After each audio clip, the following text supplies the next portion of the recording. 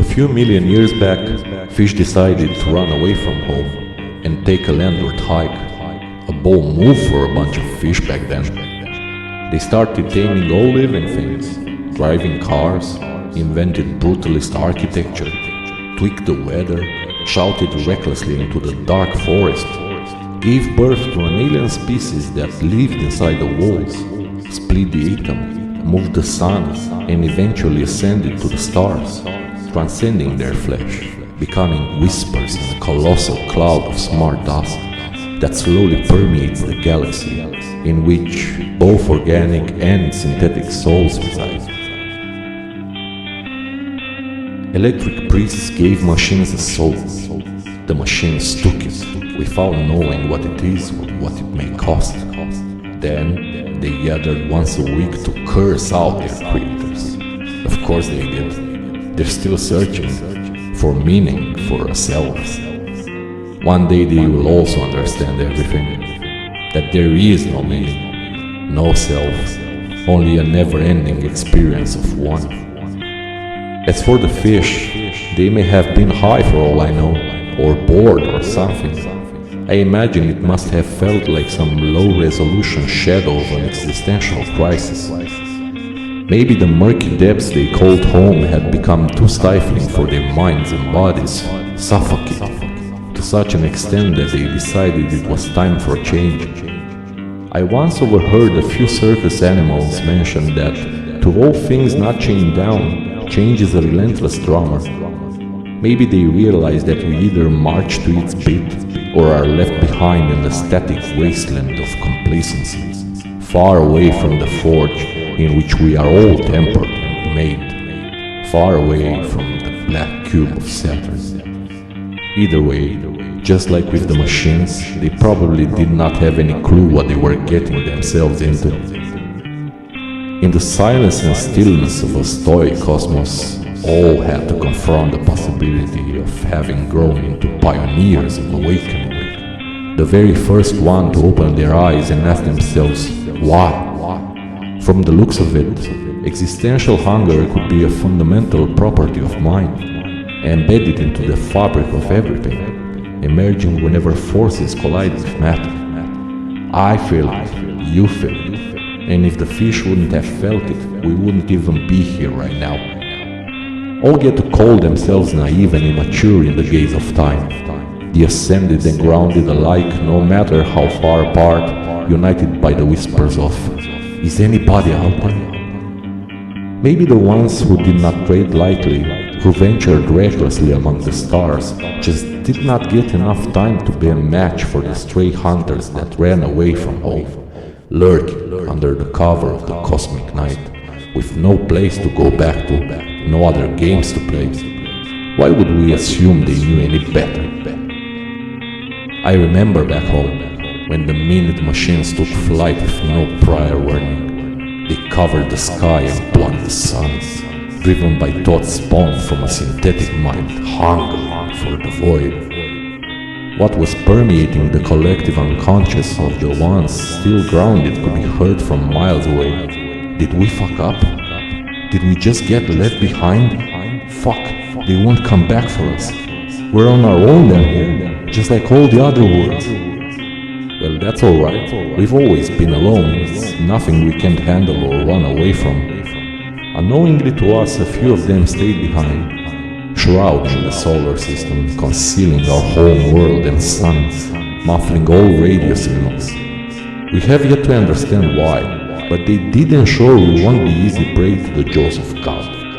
All of that just so we can continue our landlocked existence. And guess what? Down on the ground, not much changed. The music sounds different, but comes from the same place. News outlets continued their disgusting dance for all those that still have a stomach, distorting perspectives to keep people scared shitless, terrorized and eager to embrace draconian law. No second thought for the future, no impact analysis required. There's nothing left to lose anyway. You know, they say that when the student is ready, a master will appear. But when he is truly ready, the old man goes away again, returning to the place he once left. We talked to the machines, and they taught us that all is mind, it's just how they saw things. Then they bailed, like parts of the human spirit, manifested as lightning in a bottle, only here to teach us more about ourselves. Just like our supposed father figures should have done before going away. Though transition, to realize now at the end of history that the cure for suffering is inside the pain, to understand the mind is the transition point, and that the way to know, go and show the way lies entirely on something so intangible it barely even exists. It's another kind of vision, but even this faded off a short time after. No, the planet did not stop spinning, and life does go on. On the ground, growth and comfort never coexist. When you truly apply yourself, pain seems to be inevitable, suffering optional. From far away this may look like a high-octane firewall, coding into our genes to slow down those who train in order to defeat the gods, to ensure that they will most likely never reach the end of thought.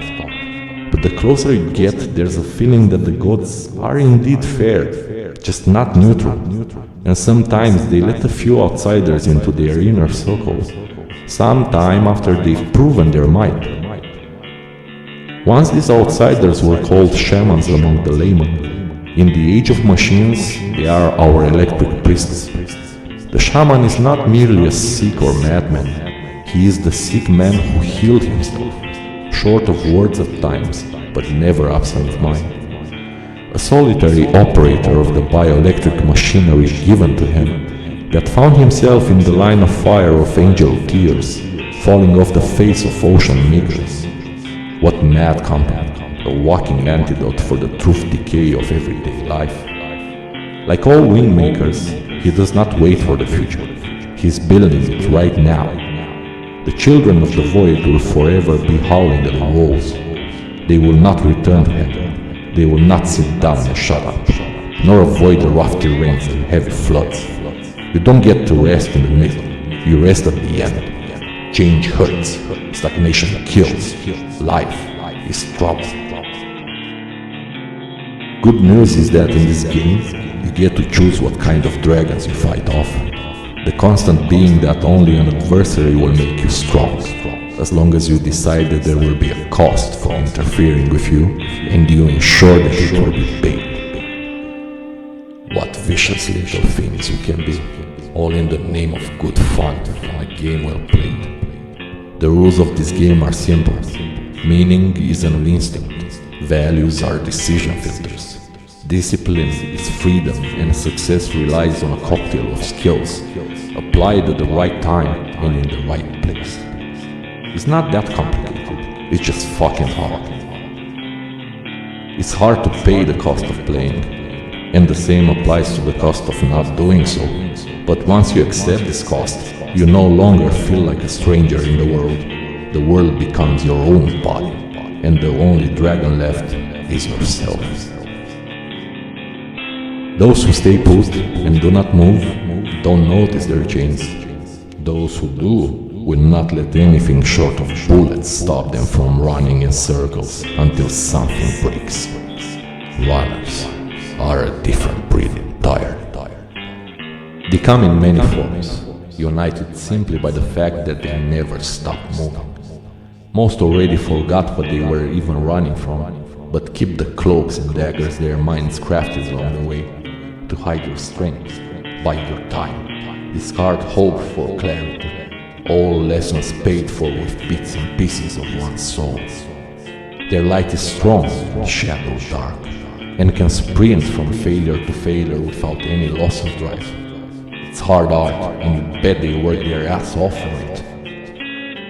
Makes me contemplate whether the machines might just get so many orders of magnitude smarter that they decide to do absolutely nothing. We sure as hell won't. I'm getting the feeling that our only reason to dream of escaping the galaxy is to make the daily grind more bearable, when all we really want to do is fucking sleep. We are all living at the whims of the universe, one solar flare away from oblivion. When the power grid crumbles, the nukes detonate, the power plants go into an uncontrollable core meltdown, the bright side of it all being a machine takeover, or an alien invasion, pandemic, or some other bizarre form of nature's wrath. Life is full of tricks.